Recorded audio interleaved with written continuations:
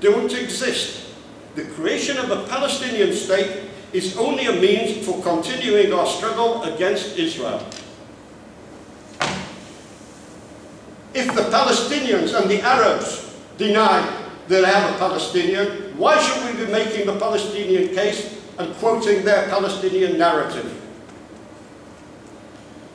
The Palestinians put a twist on words. They have an inversion of language. If we are anti-peace, why have consistent, consecutive Israeli prime ministers, from Menachem Begin to Yitzhak Rabin, to Shimon Peres, to Ehud Barak, to Ariel Sharon, to Ehud Olmert, to Benjamin Netanyahu, all have made peace or have said that Israel is prepared and ready to accept and recognize the rights of the Palestinians to a state of their own. And we're anti-peace. And if the Palestinians are so pro-peace, why have they totally rejected peace and refused to recognize the rights of the Jewish people in Israel? The Jewish people, the rabbi will tell you, where did the word Judaism come from? From Judea. And where is Judea? In Palestine? What has happened to Israeli land concessions? The Israeli government, over the years, have ceded land in the search for peace. But it hasn't been interpreted as sacrifices or gestures for peace. What it's been interpreted as by the Arabs and their supporters, like Ronnie Castro's, aha! Why would the Jews give up anything if he wasn't there? The fact that they've given it up, they're admitting that it was ours. And if it's ours, we want everything. So that even when you make gestures for peace, it gets interpreted as it belongs to them.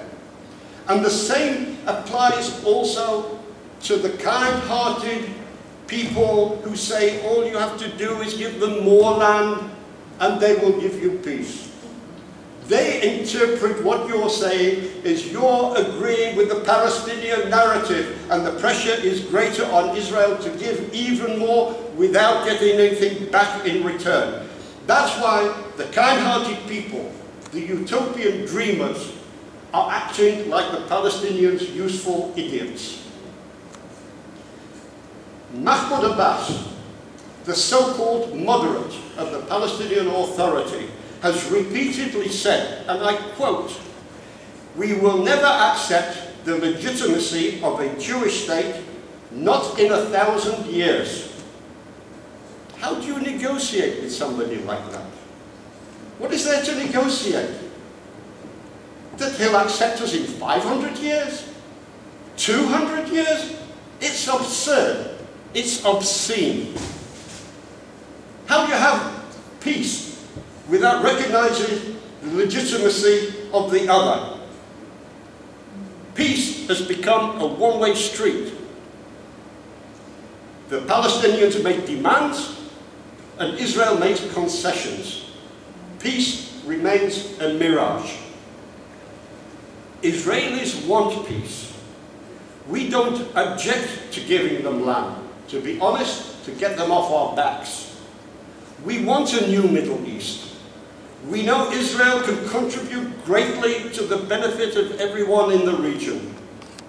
Do I think it's going to happen? No. Do I think there will be peace? No. Is there anything that Israel can do to foster a permanent peace? No. Except for maybe packing our backs and leaving the area. But we're not. We're staying, and that's the reality. Let's get real. Let's take off our rose-tinted glasses. Peace isn't going to happen. It isn't going to happen not because the Israelis don't want it. We do. Not because the Israeli prime ministers don't want it. They do. It isn't going to happen because the Arabs, the Islamists, the Palestinians, the BDS movement, and all the other hate Israel activists have an agenda that is completely different to our utopian dreams. There are 4 well-defined statements that you can decide whether somebody who is hate Israel is actually anti-Semitic. And I ask you to take the Barry Shaw test. 1. You Jews can't live in a state of your own. 2. You can't live among us as Jews. 3. You can't live among us. 4. You can't live. Ladies and gentlemen, on all 4 counts, the Palestinians are guilty.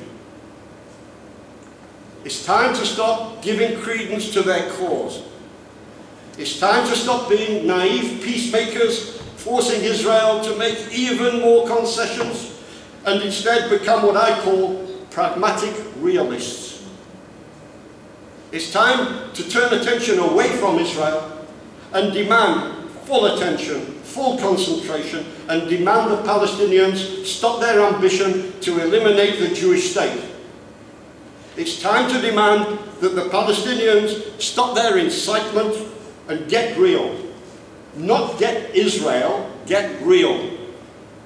The truth of what the Palestinians want, the truth of what their policy is all about, is not what they're telling the Western media in English, but what they're telling their own people in their own language, Arabic.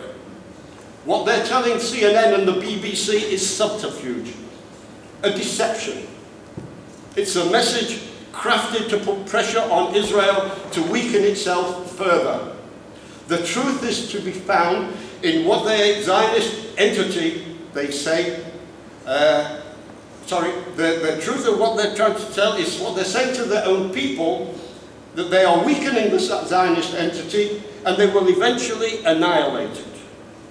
There must be no compromise on this holy mission, and they're telling the people that every Palestinian must take his part in this mission.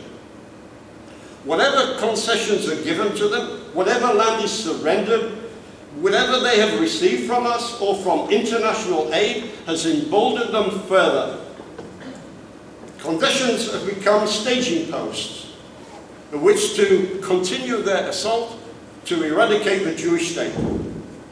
Nothing will have them change this strategy except demanding that governments, NGOs, peace groups, the media, church leaders, rabbis, anyone genuinely interested in a Middle East peace must turn their attention, their efforts onto the Palestinian leadership with the message, let's get real.